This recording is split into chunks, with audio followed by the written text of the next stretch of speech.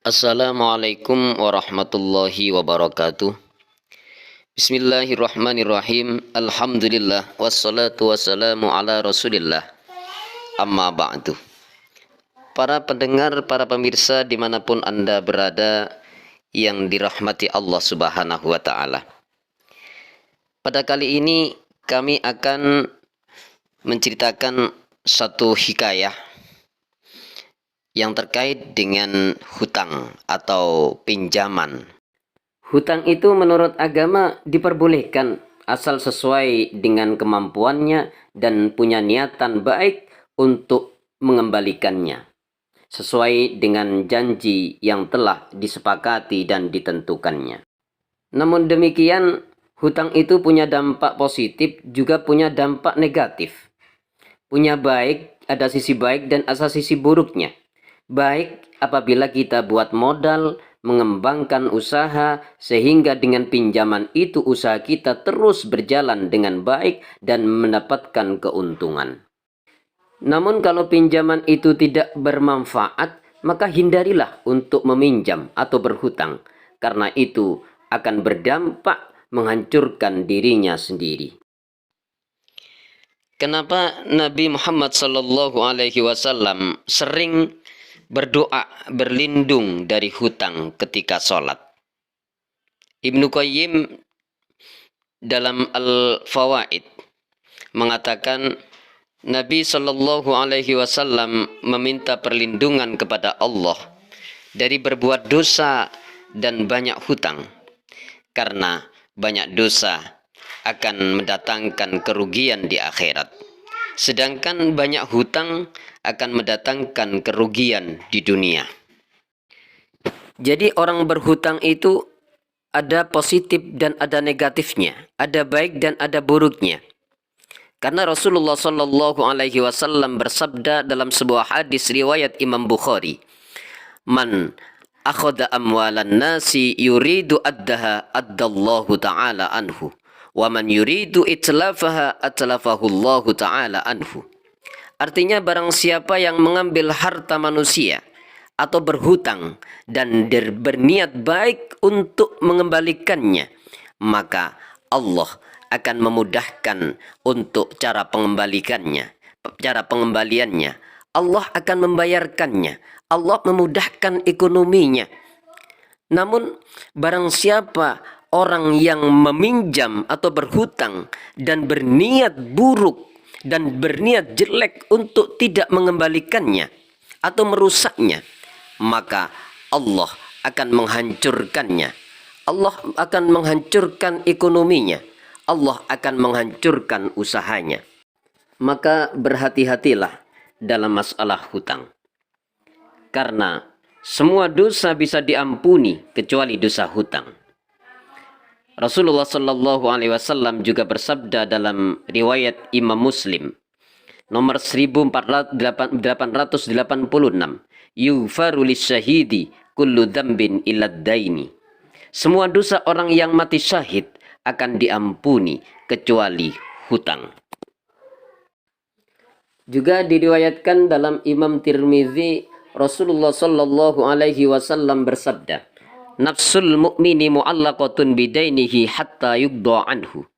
Jiwa seorang mukmin masih bergantung dengan hutangnya hingga dia melunasinya. Al-Iraqi mengatakan urusannya masih bergantung, tidak ada hukuman baginya, yaitu tidak bisa ditentukan apakah dia selamat ataukah binasa sampai dilihat bahwa hutangnya tersebut lunas atau tidak. Para pemirsa YouTube dimanapun Anda berada yang dirahmati Allah Subhanahu wa ta'ala, ada satu hikayah hutang seseorang di zaman Rasulullah SAW yang dilunasi langsung oleh Allah Subhanahu wa ta'ala melalui malaikatnya gara-gara surat Al-Ikhlas.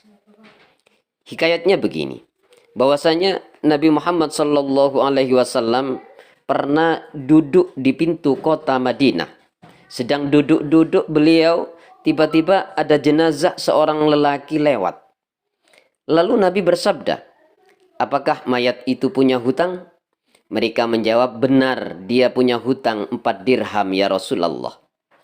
Beliau lalu bersabda, hendaklah kamu semua mensolatinya.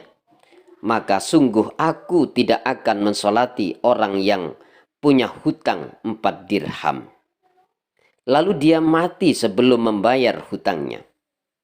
Kemudian malaikat Jibril alaihissalam selalu turun seraya berkata, hai Muhammad, bahwasanya Allah Subhanahu wa ta'ala membacakan salam atasmu, dan Allah mengutusku dengan rupa manusia untuk membayarkan hutangnya mayat itu. Maka berdirilah engkau dan solatilah dia, sebab lelaki itu diampuni dosanya, dan Allah mengatakan, siapa yang mensolati jenazah lelaki itu, maka Allah mengampuni dosanya. Maka Nabi Muhammad SAW bertanya kepada malaikat Jibril, hai Jibril, dari mana lelaki itu punya keistimewaan, punya keramat yang sangat luar biasa ini? Malaikat Jibril menjawab, dia memiliki keramat seperti itu, memiliki karomah seperti itu, karena membaca surat Al-Ikhlas setiap hari 100 kali. Sebab kandungan surat Al-Ikhlas itu menjelaskan kemurnian keesaan Allah, sifat-sifatnya, serta sanjungan kepadanya. Firman Allah Subhanahu wa ta'ala, siapa membaca surat Al-Ikhlas sekali sepanjang umurnya, maka dia tidak akan keluar dari dunia sehingga dia melihat bakal tempatnya di surga. Apalagi jika ia mau membacanya di dalam sholat 5 waktu setiap hari.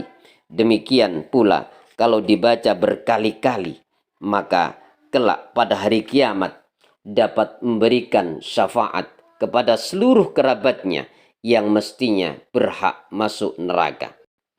Inilah hikayat yang kami maksudkan, yaitu seorang lelaki yang hutangnya dibayar atau dilunasi oleh Allah Subhanahu wa ta'ala melalui malaikat Jibril, karena dia istiqomah membaca surat Al-Ikhlas setiap hari 100 kali.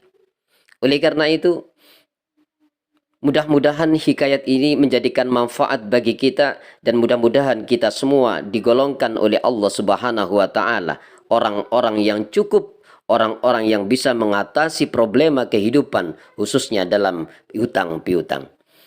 Demikian yang bisa saya sampaikan. Wassalamualaikum warahmatullahi wabarakatuh.